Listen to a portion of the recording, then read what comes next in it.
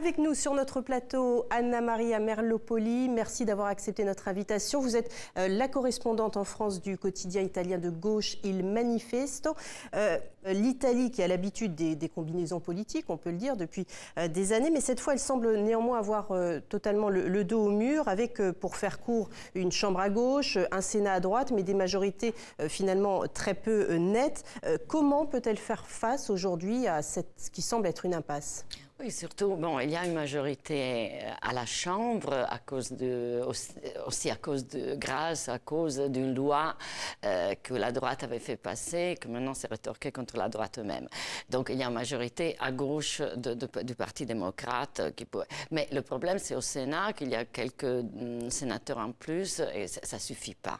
Même en pensant avec une alliance, par exemple, qui avait été envisagée avant avec Monti, qui a vraiment échoué à cette élection. Tout le monde s'accorde à dire que l'Italie aujourd'hui est ingouvernable. En fait, c'est une raison constitutionnelle, c'est important de le rappeler. Donc la Chambre et le Sénat ont exactement les mêmes pouvoirs et que donc s'il n'y a pas la même majorité dans l'une et dans l'autre, c'est pour ça qu'on dit que l'Italie est aujourd'hui ingouvernable. Oui, est-ce que dans un tel contexte, l'hypothèse d'un retour aux urnes, ça a été longtemps évoqué, est effectivement quelque chose de crédible ? Oui, peut-être, mais le problème est que maintenant, il y a beaucoup d'échéances entre lesquelles l'élection du président de la République. Dans un mois et demi, hein. Et quand il y a le président de la République, il y a un semestre, on l'appelle le semestre blanc, où on ne peut pas faire des élections. Donc, peut-être dans 6 mois, 1 an, hein, on pourra revenir aux... Il y a un délai, de toute façon, entre la date du jour où l'élection a lieu et celle qui pourrait avoir lieu. Il ne peut pas dissoudre, c'est ça. Donc, bon, là, il faut qu'il trouve un programme, peut-être un programme à minima. Là maintenant, le Parti démocrate a tendu la main au groupe 5 étoiles. La réponse pour l'instant du chef est non, mais pas tout à fait la même réponse apparemment, parce que c'est vraiment pas un parti, il n'y a pas de structure. Donc, qui est ce Beppe Grillo et surtout qui sont ses électeurs? C'est ça qui nous intéresse aujourd'hui, parce qu'il y a quand même un quart des Italiens qui a voté pour ce parti 5 étoiles, ce Beppe Grillo qui est un humoriste, un populiste, ancien humoriste. Voilà. Alors qui sont ses électeurs? Qui ne fait plus rien personne, maintenant peut-être, c'est ça aussi. Ces électeurs, surtout ces élus, parce que ça on les voit, ces élus sont, ce serait une bonne nouvelle d'un côté, parce qu'ils sont plutôt jeunes, mais très jeunes, hein. Donc ils ont rajeuni le Parlement, je pense un des plus âgés au monde, c'était vraiment des dinosaures, sont des jeunes qui viennent diplômés. Et qui peut-être vont porter un coup de jeune. Un coup de jeune. Et aussi un peu le pays réel, disons. Après, oui, mais enfin, qui dit jeunesse dit aussi une expérience, donc on peut aussi s'inquiéter quand même, oui, non? Il y a ça aussi, évidemment. Et aussi, il y a le pays qui est peut-être la chose la plus inquiétante, parce qu'il faut penser que ces jeunes-là sont nés où? Sont nés quand? Sont nés dans le monde de Berlusconi.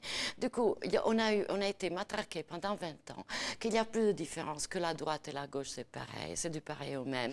Mais c'est ce qui a conduit aujourd'hui à ce vote massif pour Beppe Grillo. D'un côté, hein, c'est une des raisons. Silvio Berlusconi, que tout le monde avait enterré et qui revient aujourd'hui à la surface. Mais là, c'est plus facile à comprendre. Ah ben, expliquez-nous, alors, parce que moi, je ne comprends pas. Berlusconi, c'est vraiment très facile à comprendre. Lui, il a fait une campagne contre les impôts et il a eu du succès parce qu'il a même raconté, il a envoyé même, pour tout vous dire, que ça donne aussi une idée du niveau culturel d'une partie de ce pays, comment après 20 ans de Berlusconi, il a envoyé un facsimilé d'une enveloppe des impôts en disant on vous rend même en liquide la taxe d'habitation, la poll tax que les Italiens venaient de payer, qu'ils détestent, que Monti avait mis. Oui, il a dit remboursement de la taxe foncière, amnistie fiscale, création de 4 millions d'emplois. Mais il y a eu des gens qui sont allés faire la queue. Mais enfin, c'est des promesses sans retenue, c'est totalement de la démagogie. Absurde. Comment l'Italie, comment les Italiens qui ont encore voté pour lui, en partie, croient encore en cet homme? Franchement, l'image de Monti à l'extérieur était de la rigueur, etc., de la justice, et il n'a pas été juste. C'est pour ça aussi qu'il a perdu, parce que les impôts ont toujours été payés par les mêmes.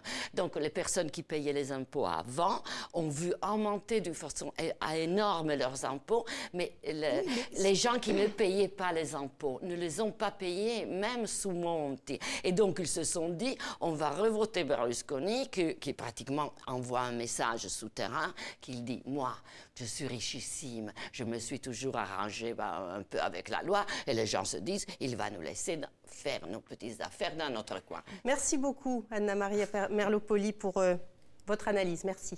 Oh, merci.